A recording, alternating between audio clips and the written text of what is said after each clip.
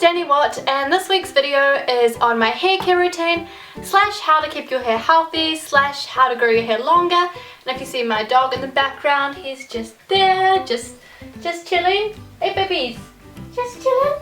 Anyway, let's get started.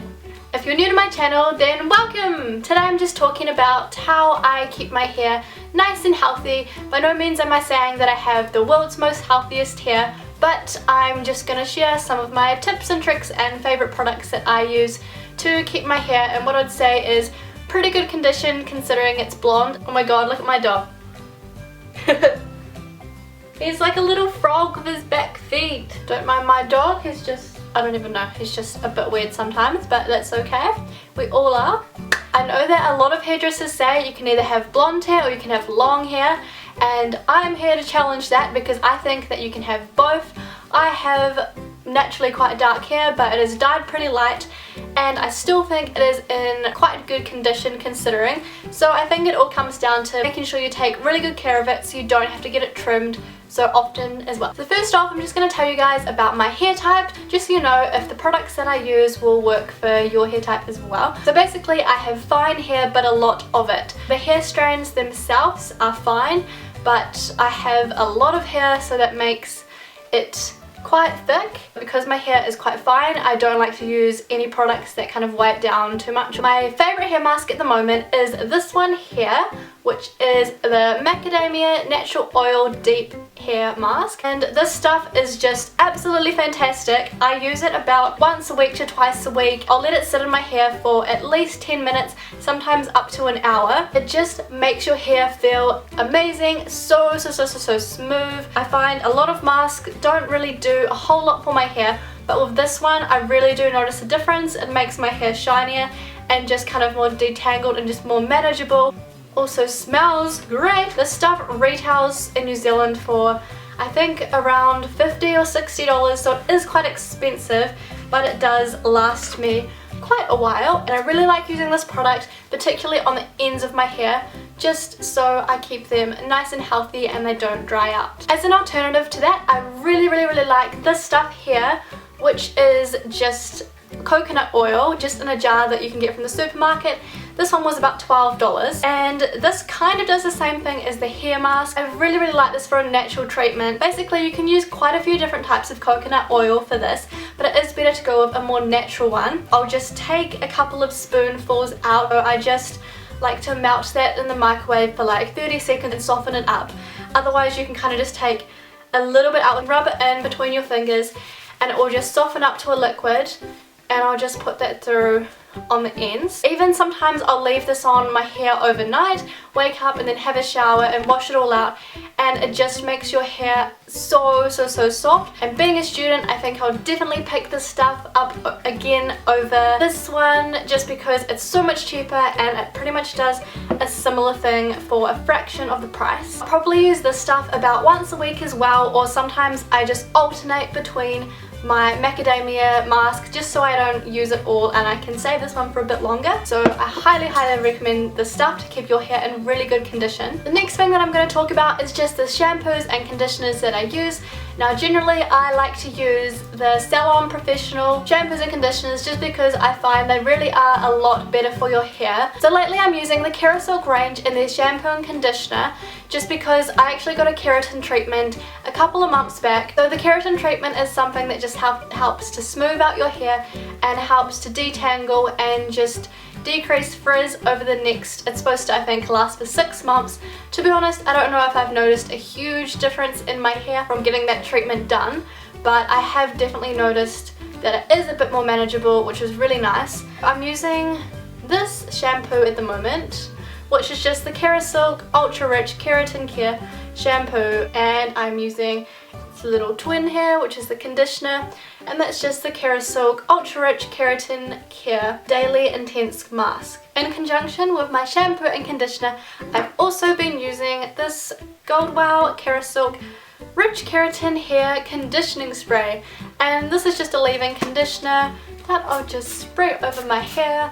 And what I really like about this range is that keratin is just a really good protein for your hair. It's actually in our hair naturally, but just with my hair being coloured, it just helps to restore some of that and keep it stronger. I also use this purple shampoo, which is just the Joico Colour Violet Sulfate Free shampoo, which is a really great thing about salon quality shampoos and conditioners because most of them are sulfate free, which is a lot better for your hair. I just use this to tone out any yellow tones on my hair. It keeps it looking like a nice, clean, fresh blonde. I used to use the Fudge Purple shampoo, which is super popular as well, but I personally find it can almost make your hair grey. Like, you have to be really, really careful with the Fudge one because it's so strong. You have to kind of dilute it down because it's a very, very strong purple. Even this one is pretty intense. Oh, you can't really tell. Oh, can you see it? I don't know. It's really... Oh my god, I just put it on my face. Ah! Good one, Danielle. Moving along to what I use after I get out of the shower, which is the Moroccan oil hair oil. I've been really liking this one, and this little bottle is really great for traveling as well. So what I'll do is just work it into the ends of my hair. I like to only do this when my hair's still kind of wet, when I've just gotten out of the shower. Otherwise, if I put it straight on dry hair, I feel like it can be a bit too much and kind of weigh my hair down a bit. So when my hair's wet, it kind of like absorbs it, and then when my hair dries, it's just so much smoother and smells really good. So as for styling my hair, I don't really do a whole lot to my hair. I try to avoid using heat as much as possible. I sometimes blow dry my hair in the winter just when it's really, really cold and I want to dry my hair, but most of the time I let my hair air dry naturally. Especially in the summer, I'll always let it air dry naturally and hardly ever straighten it in the summer. In the winter and sometimes through the summer, I do like to straighten my hair, maybe like once a week or something like that, and occasionally curl it, but I found that using the less amount of heat on it is so much better for trying to grow your hair out. Lately, when I have been styling my hair, I've been really liking this little product that I actually got free from a fashion show, and this one is just the KMS Free Shape Hot Flex Spray. It just looks like that. It's on a cute little bottle. It says it's a heat activated shaping and elastic hold for unlimited style transformations that last until the next wash. So I just really like this stuff for when I am straightening or curling my hair. It kind of does what a hairspray does, as in it kind of like tames your flyaways and kind of gets your hair to stay in the position that you've styled it into, but it doesn't make your hair go kind of like crispy and hard like a hairspray can do. It just kind of holds it nicely in place. Another one of my absolute childhood faves, which I know I'm literally 12 for having this, but I don't even care, is the Johnson's Kids No More Tangles spray. And I just really like it because it smells like strawberries. And who doesn't love strawberries? And also sometimes, since I have like so much hair, it can get really, really knotty and stuff. Just makes my hair more manageable and easier to brush through. No more tangles. Woo! Now, as for washing your hair, I like to wait at least 3 to 4 days before I wash my hair. It's usually every 3rd day that I wash my hair, although sometimes I can make it 4 or 5. It really is so much better for your hair if you can try and wash it less. I used to be one of those people that would wash my hair every day or every 2nd day, and I'm so glad that I've broken that habit now. If you're one of those people that say, oh, my hair just gets so oily, I just need to wash it every day. Honestly, you don't. What you need to do is just wash it like every 2nd day and then gradually build up to like every 3rd day. At the start, it will be really hard and your hair will get oily, but if you continue doing that for say like just a couple of months, your hair will kind of just, it will just get used to it, and that means your hair will just have a chance to produce your natural oils. They are really what keeps your hair nice and healthy, because if you're washing it every single day, it's going to over process your hair and then it will just get even drier. At the end of each of my showers, I always turn the shower almost as cold as it can go, and I'll just run my hair under that for a few seconds. I know it's really painful to do, especially in the winter, but it is worth it because what that does is it seals the cuticle of your hair, and that will prevent frizz, and also just helps your hair to stay shinier. Okay, now as for growing your hair longer, I have been trying to grow my hair out for the past couple of years. I just absolutely love long hair, but I also like my hair really light blonde. It's really hard because often people say you have to compromise between the two, but I just really kind of wanted to make it work. This is the length of my hair at the moment. It used to be about down here. I have recently had a fair bit of it chopped off.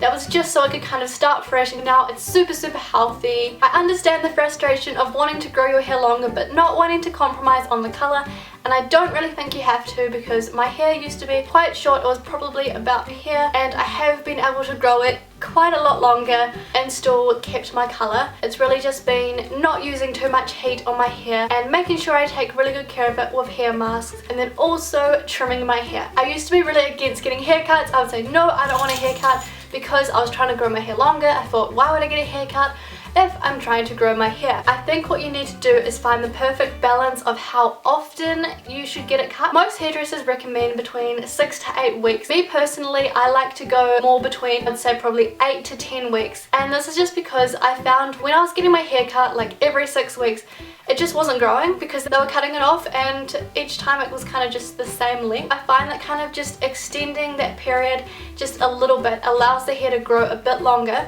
but you don't want to leave it for like 6 months to a year, because then yes, your hair is going to grow longer, but you're going to get split ends. And what the split ends do is they pretty much just go up your hair strands, so even if your hair is long, it's going to get more damaged and more split. So by the time it comes around to getting an actual haircut again, you'll just have to take so much of the split ends off that it just won't be worth it. So I think the perfect amount of time is 8 to, yeah, more so 10 weeks, as I said, because that way my hair isn't too split, so I don't have to cut too much off. They can just take a little bit off the ends, but it still gives my hair a chance to grow. Now I know everyone's hair is different. Some people can go like a year without cutting their hair and they hardly ever have any split ends. Those people are so lucky. And then there's others that are more prone to split ends. So it's really just about finding the perfect balance for your own hair so that it can still be healthy, but you can keep the length as well. Another thing that I've found that is really great to help your hair grow longer is to take fish oil tablets. These are really great for both your hair and your skin, and why that is because they help to make your hair a whole lot shinier and stronger, which means it will be able to grow longer. Oh, that rhymed. Another thing that I do to grow my hair is I like to massage the roots of my hair, and what that does is just stimulate growth on the scalp. And it sounds super weird, but if you do it upside down as well, that also kind of makes the blood rush to your head, and just, I don't know, I think it's actually proven to increase hair growth. Just give it a try, because I really feel like that has helped my hair grow a lot faster too. I really hope you guys have enjoyed this video, and if you have, please give it a big thumbs up because it helps me out a lot. If you guys have any hair care products that you swear by, I'd love to hear about them, so please let me know in the comments. Or alternatively, if you guys have any good techniques to help grow your hair longer, I'm sure myself and others watching this video would really like to know. And if you have any questions or anything about my hair or anything mentioned in this video, feel free to leave a comment down below. And I look forward to talking to you guys very soon. Bye!